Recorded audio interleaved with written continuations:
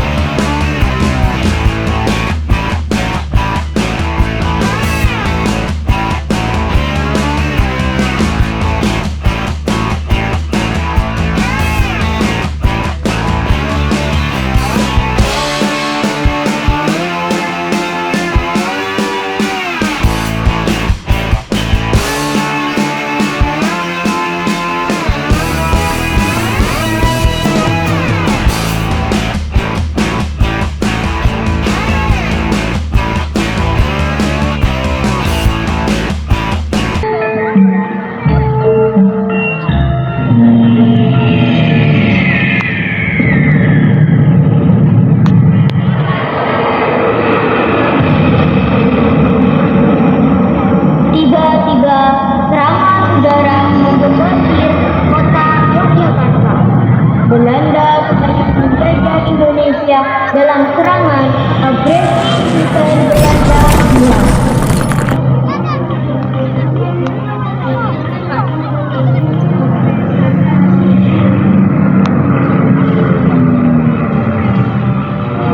Hai pribumi, semudah itu kalian menikmati kemerdekaan.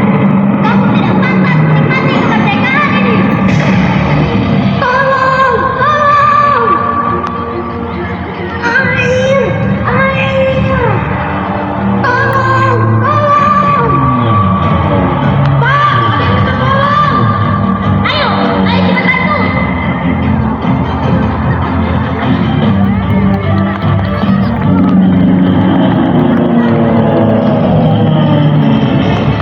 Berita penyerangan Belanda atas Yogyakarta sampai kepada Panglima Sudirman. Sudirman meminta restu kepada Soekarno untuk memimpin perang gerilya.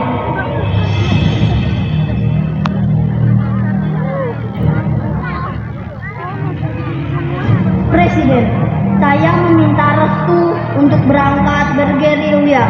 Jenderal, sudah saatnya kau mementingkan dirimu sendiri. Kamu dalam keadaan sakit. Kenapa kamu harus memimpin perang? Yang sakit adalah Sudirman. Namun Panglima Besar tidak pernah sakit. Ia akan membela bangsa ini hingga titik penghabisan. Saya akan tetap memimpin gerilya dari hutan.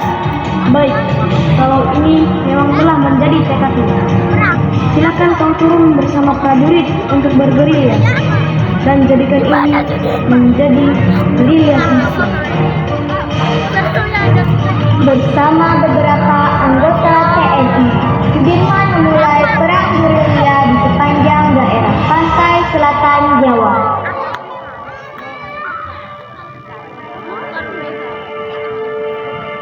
Noli, Noli,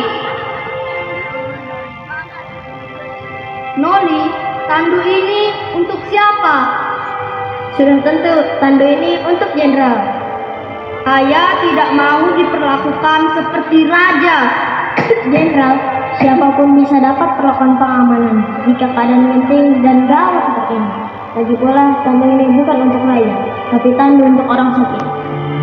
Rombongan Sudirman melanjutkan perjalanan menelusuri hutan dan perbukitan. Kita lebih mengenal medan di seantero Jawa, perlawanan di setiap daerah, menciptakan Jawa menjadi tempat gerilya yang luas. Dukungan rakyat merupakan senjata yang paling ampuh dalam melawan Belanda, yang hanya mengandalkan senjata. Jenderal, kita sudah dikepung. Ayo kita pergi, kita sembunyi.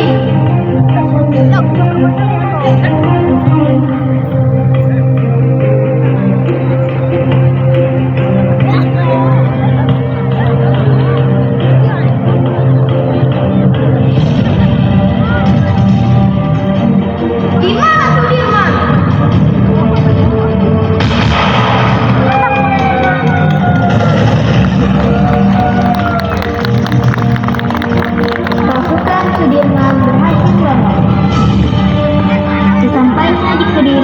rombongan Sudirman menemukan tempat persembunyian.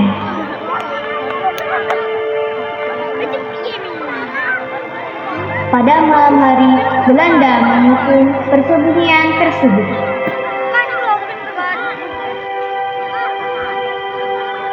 Melihat persenjataan Belanda yang lebih kuat, perang gerilya dengan masuk ke hutan bukanlah lari atau takut dari musuh, tetapi melakukan perlawanan dan lari dengan penuh perhitungan. Terkadang Belanda begitu dekat dengan pasukanku. Dengan persenjataan yang terbatas, tentu kita tidak bisa gegabah untuk menyerang. Jenderal, kita sudah dikepung. Mari kita berzikir agar diberi pertolongan Allah.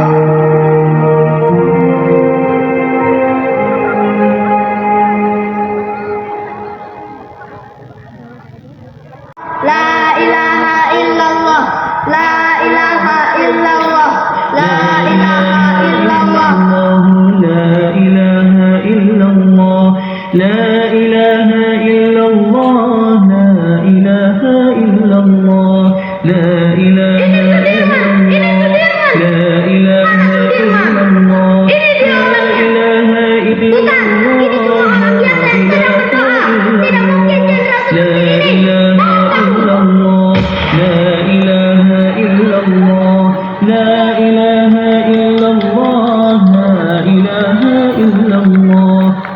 Jenderal, apakah Jenderal punya amalan sehingga Jenderal tetap bisa tenang seperti ini, walaupun dalam keadaan genting dan mencekam seperti ini? Jimat saya ada 3. Yang pertama, saya tidak lepas dari bersuci.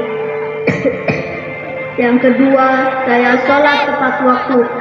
Yang ketiga, mengabdikan diri kepada bangsa dan negara.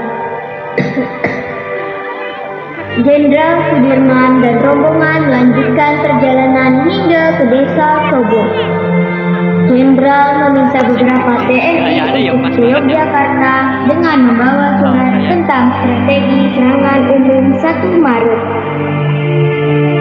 7 Mei 1949, agresi militer berakhir dengan ditandatanganinya perjanjian Huruf Loyang. Kemudian Sudirman kembali ke Yogyakarta lalu menemui Presiden Soekarno. Dimas, Presiden, saya serahkan pemerintahan militer kepada pemerintahan sipil yang dipimpin oleh Soekarno dan Hatta. Izinkan saya untuk melanjutkan tugas sebagai tentara dan berkumpul kembali bersama keluarga. Terima kasih, Dimas.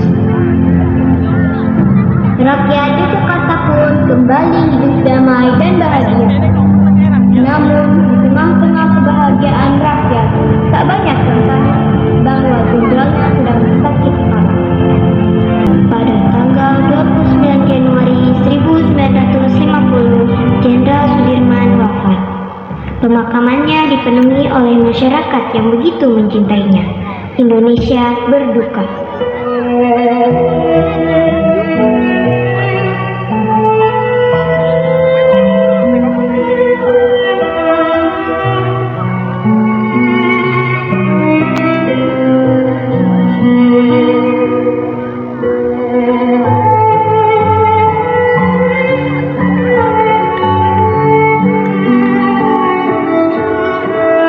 Jenderal Sudirman adalah jiwa dan hati tentara.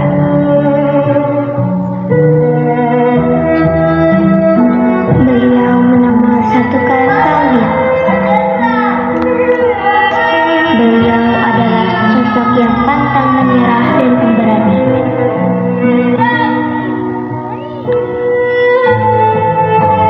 Beliau adalah pemimpin yang bertanggung jawab.